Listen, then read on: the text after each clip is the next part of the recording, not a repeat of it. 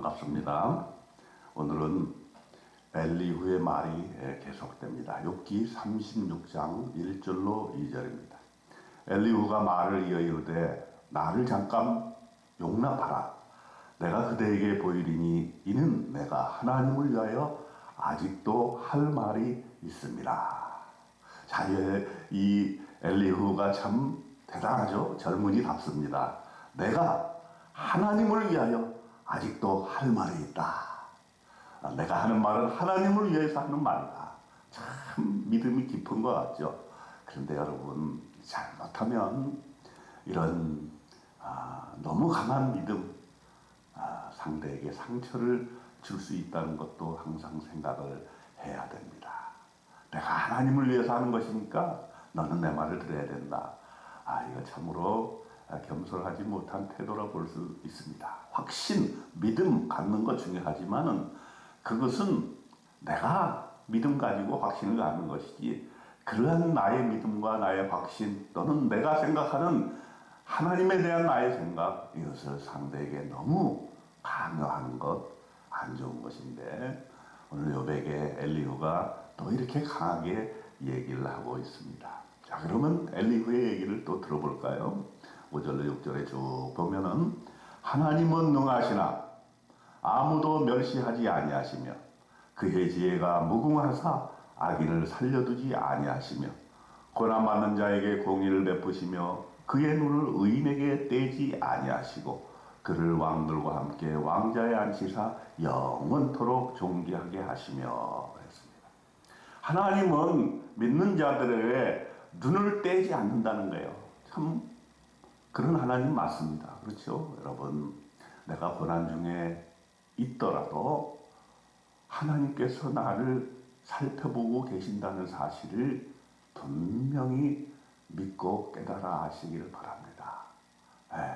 하나님이 내가 기도하는데도 내 병을 낫게 해주시지 않는다. 기도하는데도 나의 고난의 장막을 걷어주지 아니하신다 라고 조급하게 생각하지 마시고, 하나님께서 눈을 들어서 나를 굽어 살펴보고 계시다는 사실, 언젠가는 하나님이 고난의 장막을 벗겨주시라는 그런 믿음 가지고 살아야 하는 것입니다. 또 엘리는 뭐라 그랬습니까? 10절 12절에 보니까 그들의 귀를 열어 교훈을 듣게 하시며 명하여 죄악에서 돌이키게 하시나니 만일 그들이 순종하여 섬기면 형통한 날을 보내며 즐거운 해를 지낼 것이요 만일에 그들이 순종하지 아니하면 칼에 망하여 지식 없이 죽을 것이니라 그랬습니다. 역시 이것도 맞는 말 아닙니까? 하나님이 우리에게 고난을 주시면 우리는 하나님의 말씀을 귀담아 듣게 됩니다. 이전에는 그저 형식적으로 성경 읽던 거, 형식적으로 기도하던 거, 형식적인 믿음 생활하던 것이 고난의 연단을 통해서 고난의 그 풀무불을 들어가면서 우리는 하나님의 말씀을 깊이 귀를 열어 듣게 되는 것입니다. 이전에 읽었던 말씀이 고난의 연단의 과정을 통과할 때 그 말씀이 살아 움직이고 그 말씀이 나에게 큰 은혜가 된다는 것을 알게 되는 것입니다. 엘리후는 얘기합니다. 만일에 순종하게 되면 그 말씀에 순종하고 또 섬기면 형통한 날을 보내게 될 것이다 라고 하는, 맞는 말 아닙니까? 우리가 고난을 통해서 더욱 순종함에 이르는 이런 믿음의 깊이를 더해 가시면 좋겠습니다. 15절로 16절에 뭐라 그랬습니까? 하나님은 공고한 자를 그 공고에서 구원하시며 학대당할 즈음에 그의 귀를 여시나니 그러므로 하나님이 그대를 환난에서 이끌어내사 좁지 않고 넉넉한 곳으로 옮기려 하였은즉 무릇 그대의 상에는 기름진 것이 놓이리라. 고난당하는 우리에게 얼마나 희망이 됩니까? 고난을 통해서 하나님은 우리를 구원하여 주시고 학대당할 즈음에 귀를 열어주신다는 거예요. 그래서 예전에는 들리지 않던 하나님의 말씀, 하나님의 사랑이 알게 되는 것입니다. 그리고 어떤 하나님을 만나게 됩니까? 하나님이 그대를 환난에서 이끌어내사 좁지 않고 넉넉한 곳으로 옮기라 하셨다는 사실을 알게 됩니다. 우리는 고난 당한 그 순간에는 너무나 아프고 너무나 눈물나고 울부짖을 수밖에 없지만 조금 더 깊이 생각하고 그 고난의 과정 여정을 잘 인내로 지나가게 되면은 하나님의 의도, 하나님의 뜻을 발견하게 되는 것입니다. 좁지 않고 넉넉한 곳으로 옮기셨다고 하는 것이죠. 이전에는 고난을 당하지 않을 때는 우리의 길은 너무나 좁았습니다. 우리의 생각도 좁았습니다. 고난을 당하는 사람들을 보고도 그냥 지나쳤습니다. 그러나 이제는 내가 고난을 당해보고 고난의 시면을 통과하게 된 다음부터는 고난을 당하는 자에게 눈길을, 고난을 당하는 자를 어떻게 도와야 하는가, 어떻게 위로해야 되는가, 어떻게 그의 편이 되어야 되는가 하는 것을 알게 되는 것이지. 그리고 무릇 그대의 상에는 기름진 것이 놓이리라 그랬습니다. 지금은 고난당하고 다 물과 건강이 사라져버렸지만 이제 이 고난의 여정을 통과하게 되면은 우리의 상에는 기름진 것이 놓이리라고 하는 하나님의 약속인 것입니다. 하나님이 약속 부여잡고 우리가 이 고난을 능히 이겨내기를 원합니다. 엘리후는 계속해서 욥에 대해서 조언을 합니다. 어떻게 조언합니까? 그대는 분노하지 않도록 조심하며 많은 뇌물이 그대를 그릇된 길로 가게 할까 조심하라. 그대의 부르짖음이나 그대의 능력이 어찌 능히 그대가 공고한 가운데서 그대를 유익하게 하겠느냐 라고 18절에서 말을 하고 있습니다.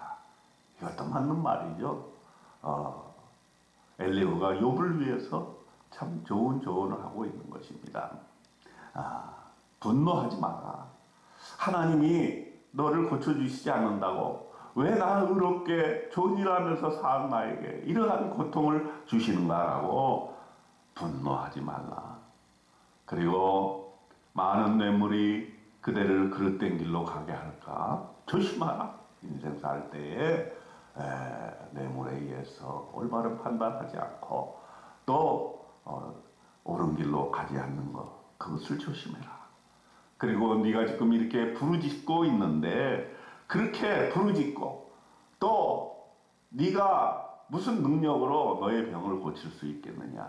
어찌 능히 그대가 공고한 가운데서 그대를 유익하게 하겠느냐라고 조언을 하고 있습니다. 너의 힘으로는 안 되니까 자신을 믿지 말고 자신을 의존하지 말고 하나님께 돌아가라. 이렇게 얘기를 하고 있습니다. 왜냐하면 엘리후가 생각하는 하나님은 이렇게 얘기하고 있습니다. 하나님은 높으시니 우리가 그를 알 수 없고 그의 횟수를 헤아릴 수 없느니라.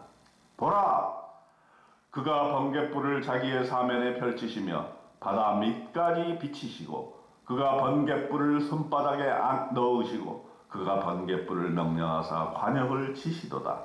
그의 우리가 다가오는 폭풍을 알려주니 가축들도 그 다가옴을 아느니라. 이렇게 얘기를 하고 있습니다. 하나님은 전지전능하시기 때문에 하나님께서는 우리가 비록 하나님을 온전히 알 수 없지만은 그는 반드시 너의 고난을 구원해 주실 수 있을 것이다. 그러므로 엘리후는 결론을 맺습니다. 36장의 결론인 것입니다. 그대는 하나님께서 하신 일을 기억하고 높이라. 잊지 말지니라.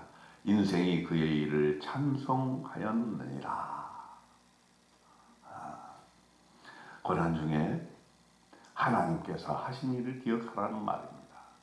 하나님이 그동안 나를 어떻게 돌봐주셨고 하나님을 모르던 나를 하나님 알게 하시고 하나님의 자녀가 되게 하시고 예수 믿게 하시고 교회 가게 하시고 믿음으로 이 길 걸어가게 하셨는데 고난 왔다고 해서 우리가 슬퍼하거나 낙담하지 말자는 거예요. 잊지 말라는 거예요. 하나님의 은혜를 잊지 말라. 인생이 그의 일을 찬송하였느니라. 이제 고난 중에도 찬송하라고 하는 것이죠. 여러분, 우리가 고난 중에 있어도 그 고난 중에도 찬송하며 하나님께 영광을 돌리는 이러한 믿음의 정진. 아마 힘들 겁니다. 그렇지만 우리가 이 고난 중에 하나님께서 역사하신다는 사실을 알고 분명히 무슨 뜻이 있어서 하나님이 나를 사랑하시기 때문에 이 고난 중에도 나를 굽어 살피시며 결국은 나를 반드시 이 고난에서 건져 주시겠다는 믿음 가지셨다면 이제 이후로는 찬송하시기 바랍니다. 하나님을 찬송하며 찬양하며 찬양 소리가 우리의 침대에서, 우리의 병원에서, 또 우리의 일 한가운데서, 삶의 여정 속에 어려운 일 당한 그 환난 속에서도 찬송하고 하나님께 영광을 돌린다면 이보다 더 하나님을 기쁘게 하는 일이 있겠습니까? 하나님께서 뜻이 있어서 우리에게 고난을 주시더라도 속히 그 고난을 끝내주실 것을 믿습니다. 여러분, 찬송하고 찬송하고 찬송하는 오늘 하루 되시기를 주님의 이름으로 축원드립니다. 아멘.